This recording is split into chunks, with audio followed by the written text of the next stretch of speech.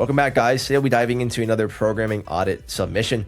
Been getting a lot of really good feedback on the program audits as well as the form audits. So if you have a program you'd like for me to look at, if you have a exercise in the gym or a video of you training you'd like me to look at, where you're either struggling with execution for some reason, feeling a muscle, connecting to a muscle, effectively growing a muscle, or you're dealing with shoulder, knee, back pain, discomfort, whatever it is, you want me to break down the video for you, you can look down below in the description. My email will be there. You can also DM me on Instagram. I'll get you guys set up to potentially help you out on here. If you like this style of video, do me a huge solid. Like the video down below and subscribe to the channel before we get started. Now, without further ado, we will get started with Arian's program submission. Thanks for agreeing to look at my program goals, physique development, so bodybuilding, bring up arms and delts especially. Again, don't ask the guy with small arms for arm advice, but we'll see what I can do there. Improve movement discrepancies, limited hip IR and overhead range of motion, improve flared rib cage. Okay, improving flared rib cage will probably also improve these things here in terms of hip IR and overhead range of motion, which we'll get into. So now, programming wise, a couple things we're going to see off the bat that stand out to me. I really, contextually, I think putting isolation movements early in the day can be very valuable for the right person in the right time. But I've also seen this trend in bodybuilding where we're just kind of shotgun approaching our entire session by doing isolation stuff first always. And I'll give you some good examples here.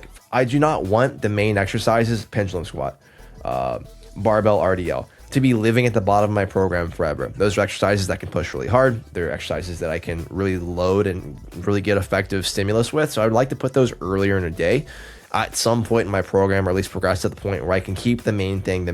Now, if I'm dealing with, some lower body discomfort, knee pain, back pain, whatever it is, or if I'm even early on in the training cycle and I want to intentionally manage load, putting things like machine adductor, hamstring curl, leg extension, whatever, previous to those things in a session in order can actually be valuable from the standpoint of one, prepping us a little bit better, but also managing load so that we can't train those things as heavy, but we can still get a high relative stimulus, right? So they have a place in time. Is that always? Absolutely not. So let's be mindful. We'll see it here in upper body stuff too. We're starting the day, lateral raise, tricep extension, starting on our pull day, push day, machine lateral raise, tricep extension. So we're getting a lot of front loading with isolation work. I would just ask the question, do we need to be doing this? Yes or no? The other thing's going to be, actually, first off, just going over the base plan here. Push, pull legs, upper body, lower body. One of my favorite personal splits. I think 5 days in the gym for a lot of people is a really good way to go.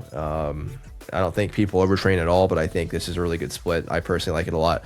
A lot of my clients run through it. Now, I'll give an example of where I do actually like front loading some things. So we went back over here.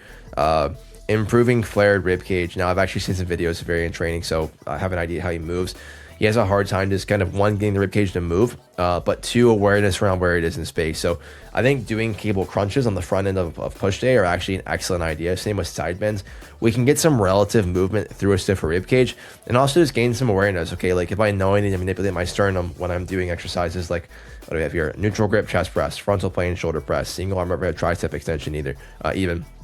I can get better awareness around manipulating my sternum by doing something where I'm physically manipulating my sternum, cable crunch under load early in a session. So I actually like the idea there. Now that's a question of, okay, do I want to be doing lateral raises, tricep extension before I do my main work?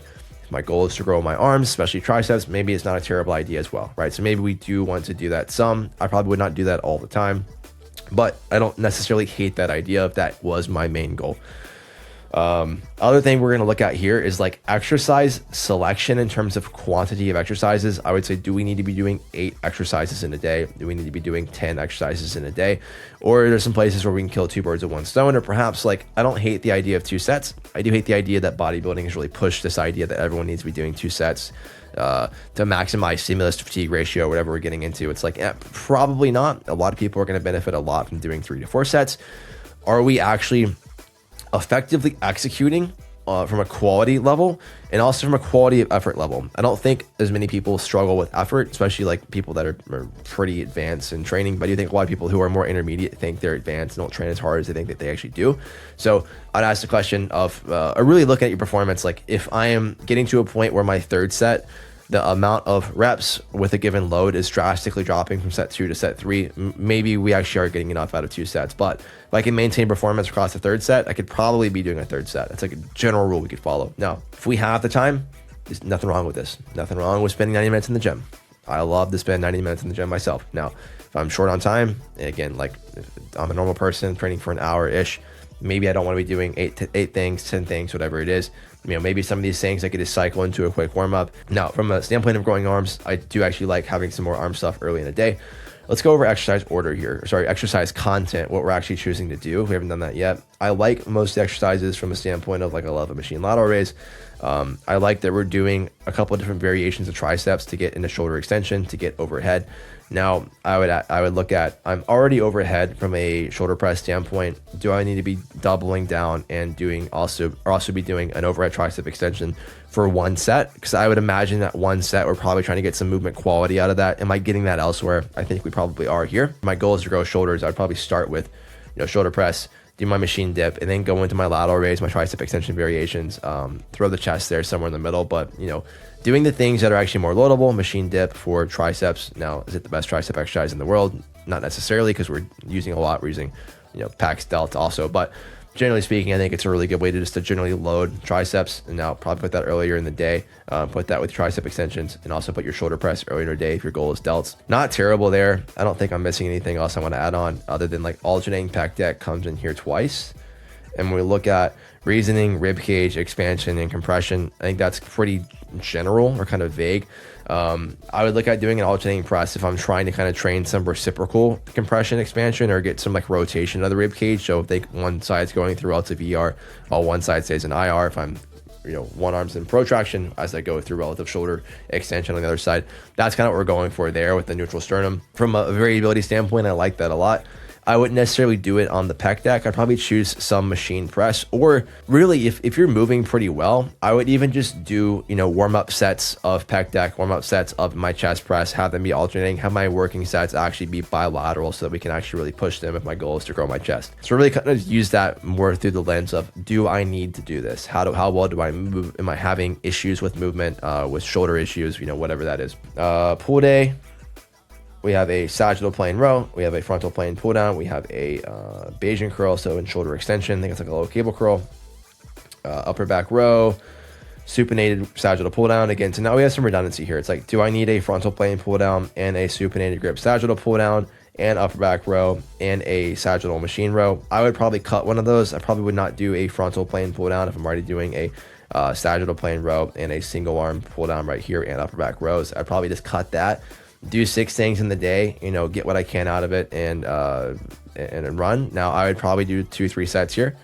I don't think one set is probably going to add much from a movement quality standpoint. I think we can get a really good movement quality and lat stimulus from just doing more of this right here. Overall, not a bad day though. Overhead range of motion, yeah, cool. We can do that and we can train lats very effectively with that. Upper body day, lateral raises, again, starting with more isolation stuff. Actually not a terrible idea. More load on tricep compared to free weight dip for machine dip. Did I miss this up here? No, machine dip for both. So I like that. Yeah. So we even say here, more load on tricep. Let's do that earlier in the day if our goal is to grow triceps. And then again, easy bar, reverse curl, single arm preacher curl. I think those are both relatively mid-range. Obviously, we can talk about some differences in the easy bar curl versus single arm preacher curl. I would probably just double up on the single arm preacher curl.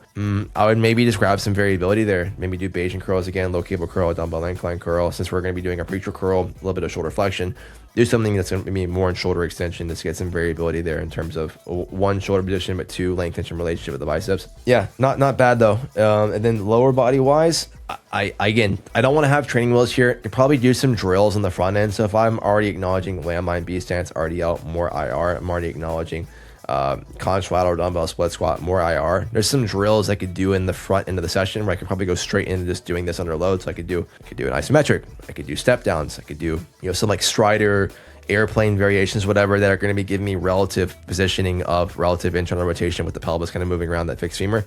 I could be doing that in my warm-up and then going straight into these exercises. If my goal is to improve IR and I'm doing this under load, I probably want to do that earlier in the session. Now, I also don't want us to get caught under the idea that a machine adductor is like necessarily a good internal rotation exercise. We could talk about like as a relative heuristic, adduction kind of prefers IR, abduction kind of prefers ER, but not always. And also a lot of the places that we lack IR are not going to be in an isolated sense. So this could free up space at the hips, especially in the frontal plane. So it could be good to do on the front end, but also let's make sure we're keeping the main thing. If I want to get better hip internal rotation under load, I probably want to do something that's going to be more resembling of gait cycle, or something where I'm actually going to be getting a lot of length through my glutes, like a landmine, B stance, RDL, or like a split squat. So probably do that more on the front end of the session. And if my goal is to improve hip IR, I probably just make sure I take extra sets warming up with those exercises, right?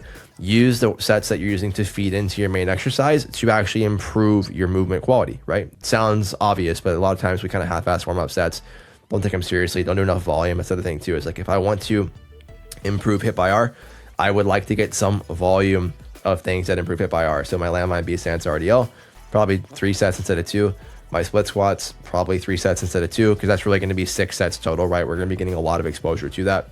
And then again, I don't love these at the bottom of a program.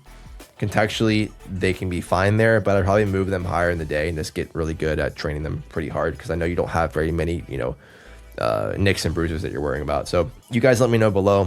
What did I say that you didn't like? What did I say that you liked? What did I miss?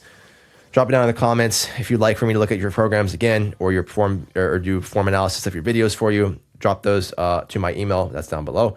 Please like the video. Please subscribe if you're still here. If you're here for this long, please subscribe to the channel. I'll talk to you guys soon.